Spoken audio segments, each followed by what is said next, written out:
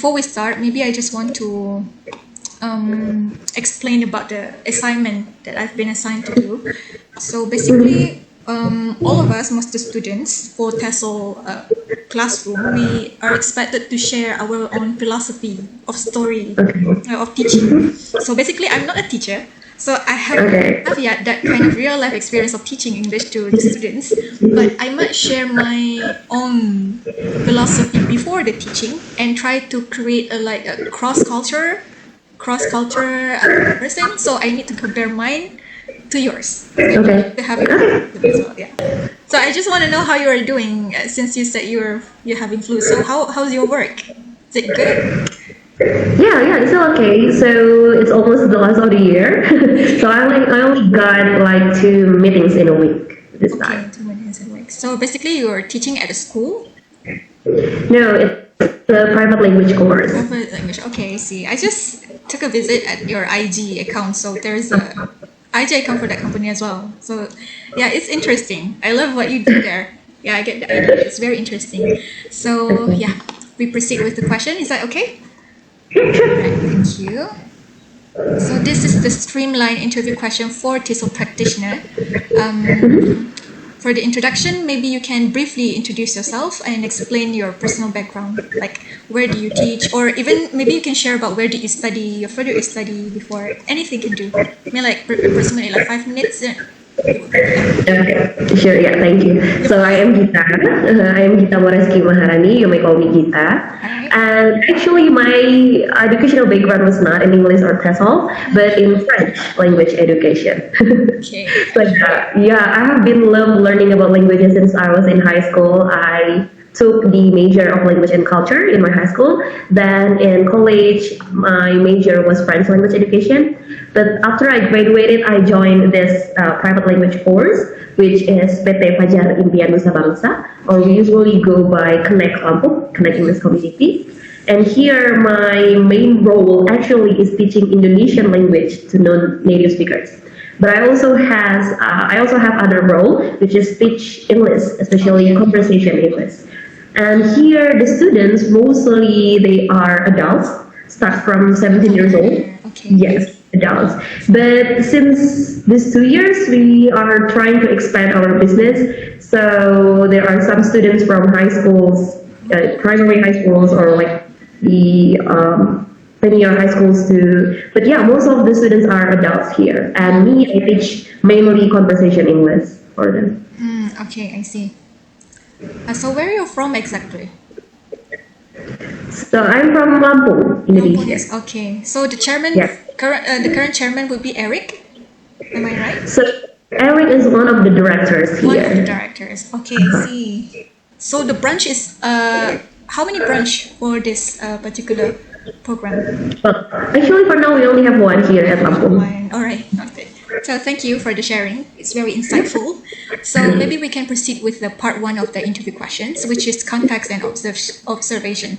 So first question would be, could you briefly describe your typical teaching context, the student level, and the main goal of the course, which is the English language that you teach, and the primary language background of your students?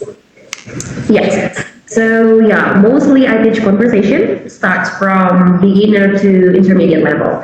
But here at Connect, we also have advanced level or TOEFL prep class or IELTS prep class, or also English for a specific purpose. We also have that. For me, mainly I teach conversation class. And yeah, I have been taught adults, professional workers, high school students. Yeah, and normally our class is a little bit small, so we only have from 1 until 6 students in a class. That's it.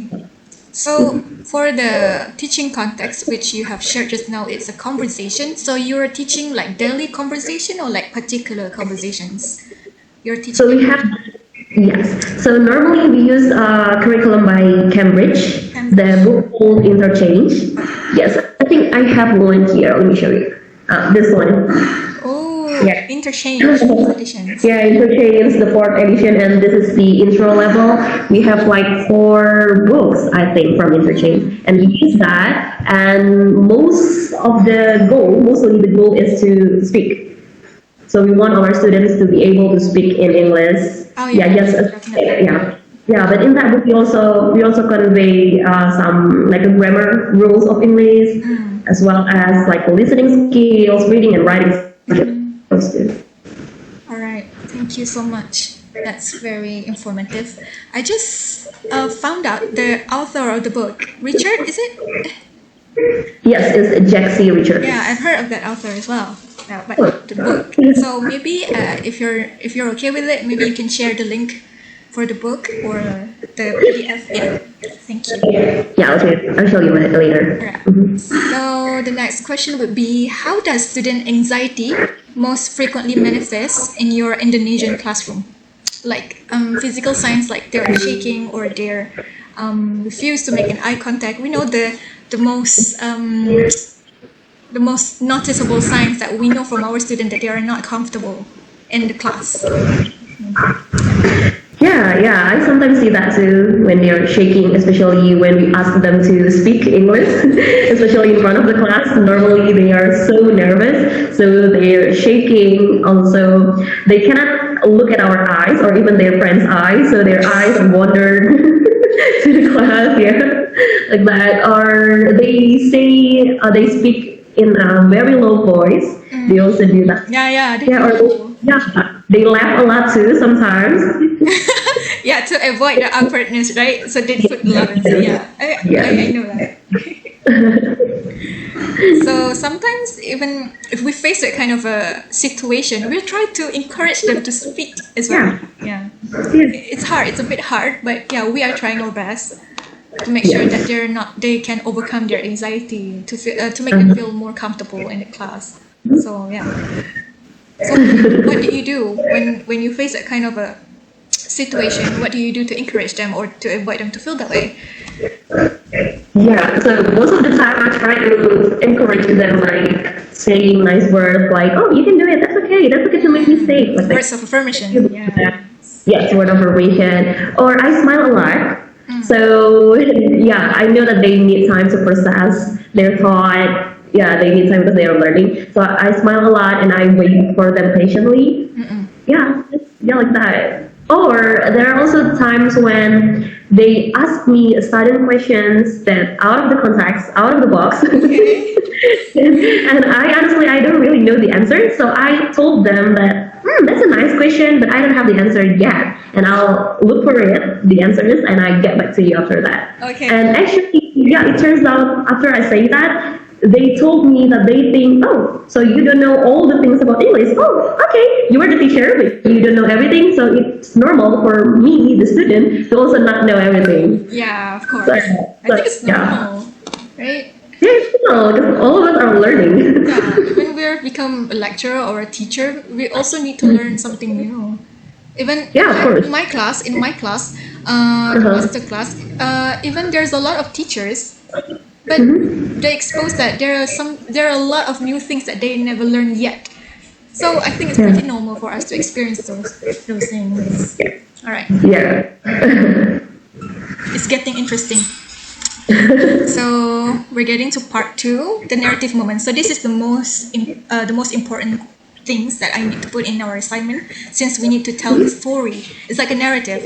So I need help from you to recall a specific moment or like an important incident that where your students' anxiety significantly impacted their performance or participation. I mean, like it's very noticeable that you can observe from your students. Yeah. For example, a presentation or a conversation, for example, when you can notice them having this moment of anxiety. So in our class, because I focus on conversation, so basically, we need them to speak a lot in English. And it's not a conversation like two persons or more to speak, but sometimes I also ask them to do like a presentation, like a public speaking things.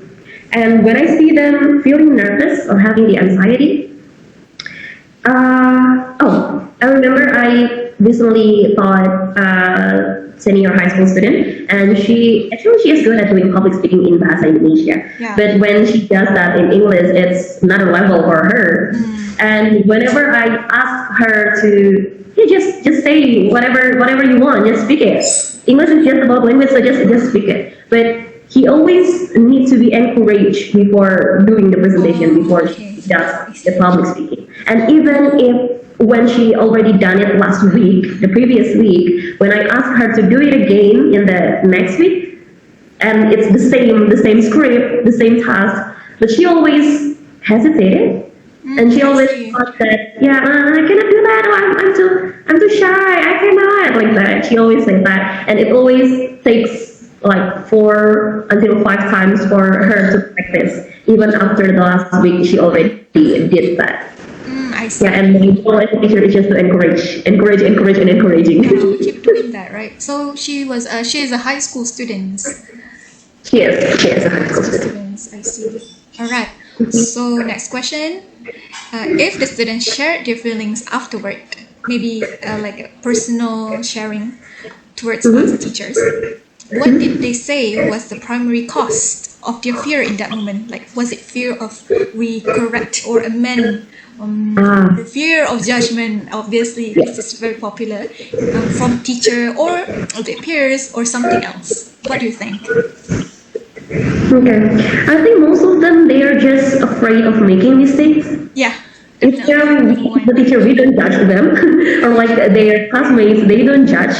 But sometimes they are just afraid of making mistakes, and especially related to grammar. They are afraid of making grammar error in English. Yes. While even like native speakers, they don't always speak English It's like in a proper way. they don't turn on the monitor model every time, right? They don't aware they're making like minor slips or something.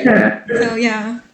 So Yes. So yeah, they're just afraid of making mistakes. And there are also some students that I think it's also related to their like a family background where their parents always wants them to be perfect, have a good so yeah, Pleasure. yes, the result is they are afraid of trying because they are afraid of making mistakes. So basically the fear of making mistakes. Yes. I get if the fear of judgment, I think it's not happened to all of the classroom, but maybe there's certain judgment from the peers as well. Because I can see that sometimes students facing bullies in the school, right? In terms of classroom, maybe they experience that too. So they're afraid of, being judged by their peers. Yeah. But I'm not sure if you experience that kind of students yet. Maybe if you broaden your teaching experience in or in school, So yeah, maybe I think because I teach in a private language course, so it's different from like the classroom. And we only teach 106 students in one class, so it's basically it's easier to control. And but I recall there was a time when I don't think the classmates are judging speakers, but it's just they laugh. Maybe not at them, but laugh with them. Yeah. So after that students laugh, I told the class that, oh yeah, okay, that's okay. Let's laugh together. Let's laugh with you, not laugh like at you. It's a fun learning session, right? Instead of Yeah. But if I feel that one student is maybe being over judged to the other students, after the class I talk to them. Like, yeah, I know that your friend is making a mistake and maybe you cannot hold to laugh, but blah, blah, blah, blah, blah. So, Yeah. like a session, one-on-one. All right. Thank you so much. That's a good one.